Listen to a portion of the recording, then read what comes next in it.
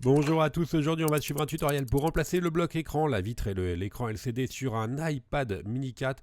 Donc voilà, nouveauté sur l'iPad mini 4, l'écran il est collé. Donc c'est-à-dire que l'écran LCD et la vitre tactile sont collés et les connecteurs également. Donc vous êtes obligé de changer le bloc complet. Donc de ce fait c'est une réparation qui est un petit peu plus simple, un petit peu moins longue, mais également plus onéreuse. Pour vous assurer d'avoir bien un iPad mini 4, vous regardez au dos.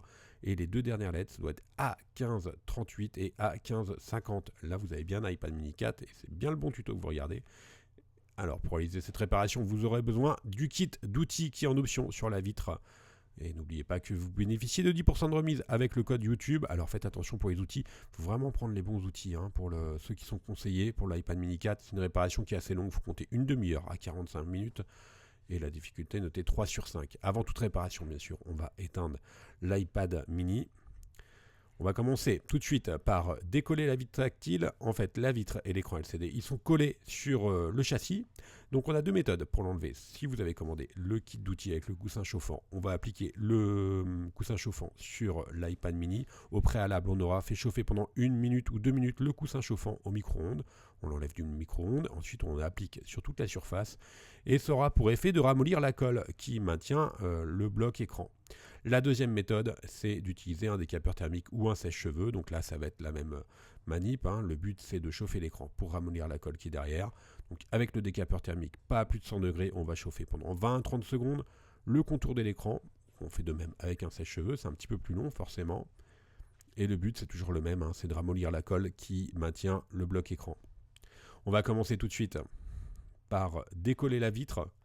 Alors là, on va utiliser l'outil Flex qui est en option sur le kit d'outils et on va placer l'outil entre le châssis en métal et la vitre et on va passer comme ça sur tous les côtés l'outil entre la vitre et le châssis pour pouvoir décoller. Alors vous avez vu, on ne l'enfonce pas à plus de 3-4 mm, un petit peu plus sur la partie haute et un petit peu plus sur la partie basse. La partie haute et la partie basse environ 1 cm. Le but du jeu c'est de décoller l'écran, donc on passe bien entre la vitre et le châssis, on fait tout le contour. Si vous voyez que ça résiste un petit peu, n'hésitez pas surtout à rechauffer sur les points de résistance, là où la colle adhère un petit peu plus ou là où vous n'avez pas assez bien chauffé, vous aurez peut-être un peu plus de mal à décoller la vitre. Faites attention en bas, là on a fait un petit effet de transparence. Il y a les nappes du tactile et du LCD qui sont en bas. Donc faites attention quand vous allez passer l'outil Flex à ne pas abîmer ces nappes. Donc vérifiez bien. Là, voilà, on reste juste sur 1 ou 2 mm en bas, pas plus. On va pas trop loin, juste sur le côté en bas à droite. On va pas trop loin car en dessous, il y a les nappes de l'écran. On va le relever par le haut. On fait levier tout simplement.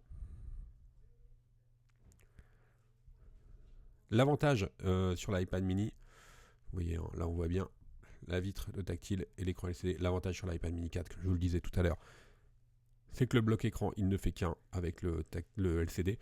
C'est plus simple à changer, mais c'est également plus cher de remplacer cette pièce. Allez, on bascule. Le bloc écran, on a commencé par le haut et on le bascule comme un livre. Il sera toujours relié sur la partie basse. Donc maintenant, on va déconnecter le bloc écran. Les nappes sont cachées sous une petite plaquette métallique. On enlève cette plaquette métallique qui est maintenue par 4 vis cruciformes. Et on a un accès maintenant direct aux nappes de l'écran. On enlève la plaquette. On va déconnecter la batterie. En premier, c'est important, déconnecter la batterie avant les nappes de l'écran. Comme ça, on travaille avec plus de sécurité. On déconnecte le LCD et le tactile. Voilà, là on a enlevé notre bloc écran. Donc on va s'intéresser juste à la partie basse du bloc écran. On va mettre la partie châssis de côté. Maintenant, on va récupérer la nappe et le bouton Home d'origine. Sur l'iPad mini 4, vous avez le Touch ID, donc vous êtes obligé de récupérer la nappe d'origine. Donc on va déclipser le petit connecteur. On a relevé le connecteur à 90 degrés. On déclipse le connecteur. Maintenant, à l'aide d'un sèche-cheveux ou d'un décapeur thermique, on va chauffer la partie de la nappe home, car celle-ci est collée sur l'écran. Et on va décoller délicatement le support du bouton home.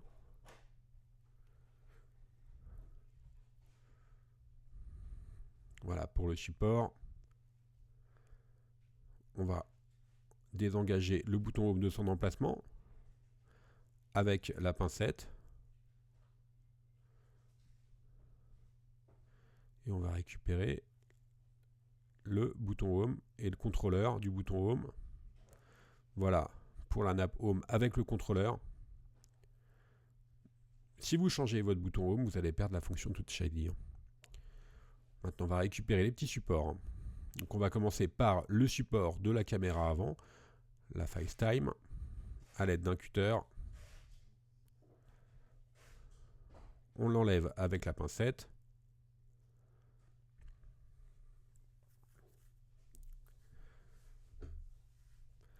Maintenant, on va nettoyer le contour du châssis, car on va devoir recoller la vitre, évidemment. Donc pour procéder au recollage, on doit bien sûr avoir un support qui est parfaitement propre. Donc en l'occurrence, le support, c'est le châssis. Donc à l'aide du cutter, on va nettoyer tout le contour de l'iPad mini. On passe maintenant directement à la partie montage. On prend notre nappe home avec le contrôleur, qu'on va refixer sur son emplacement. Là, il n'y a pas de problème, hein, vous allez le recoller sans aucun souci. De toute façon, il est maintenu après derrière. Hein, il y a le châssis qui vient derrière. On ne doit pas forcément le coller. Il va être maintenu. Il va coller de lui-même. Hein. On remet notre nappe. On referme le connecteur ensuite. Donc là, le connecteur il doit être relevé à 90 degrés. Vous voyez le petit connecteur noir.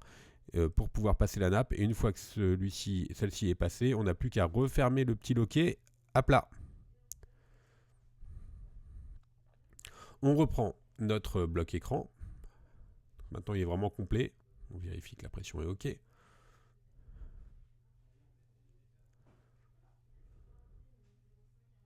On va remettre le support de la caméra avant. Le petit clip en fait de la caméra avant.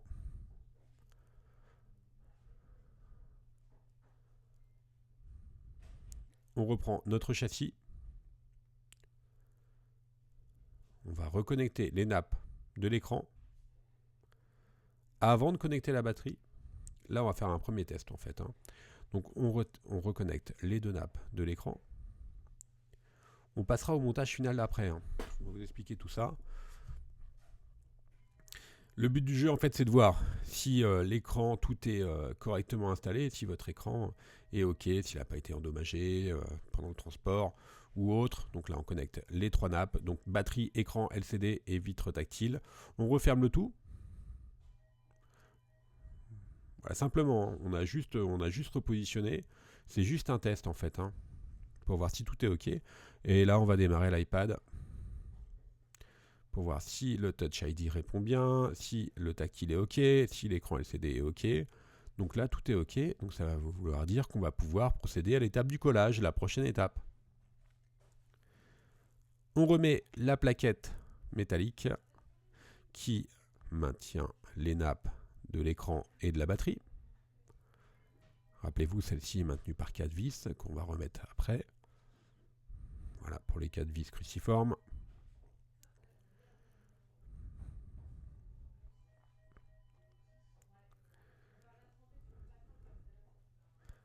Alors c'est le premier iPad, hein, le 4, sur lequel la vitre et le LCD ne sont pas dissociés, où ils sont assemblés ensemble. Sur les autres iPads, le 1, 2, 3, les iPad mini 1, 2 et 3, la vitre et le LCD pouvaient être changés l'un indépendamment de l'autre, ce qui n'est plus le cas aujourd'hui. Maintenant on va devoir recoller l'écran. On va utiliser cette colle, c'est la B7000, vous la retrouverez en option sur la fiche produit. C'est une colle qui est spécialement faite pour cela, pour toutes les réparations de smartphones et de tablettes. L'avantage c'est que vous avez un petit applicateur donc qui vous permet bien de faire une pose de colle vraiment précise. Et c'est vraiment une colle qui est faite pour ça. Les autres colles dans le commerce, ça peut correspondre, mais vraiment faut faire attention. Il y a certaines colles qui ne vont pas correspondre, qui sont pas faits pour cet usage-là. Donc nous, on vous conseille vraiment cette colle-là, la B7000. On a la Sader également, mais la colle Sader, le problème, c'est qu'il n'y a pas d'applicateur. Et là, on a besoin vraiment d'avoir un applicateur. C'est également de la colle qui est utilisée en modélisme.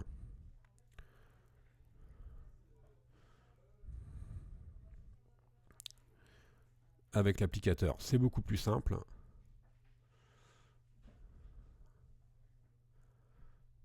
On n'a plus qu'à remettre l'écran sur le châssis.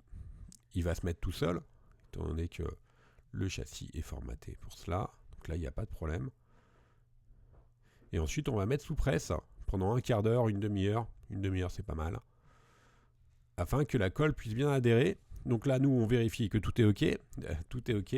N'oubliez pas de mettre sous presse après. Pour nous, le tutoriel, il est terminé.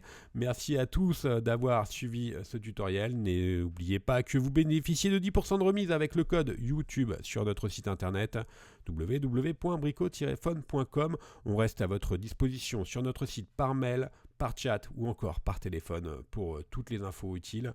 Merci à tous de nous avoir suivis et à bientôt pour de nouvelles vidéos.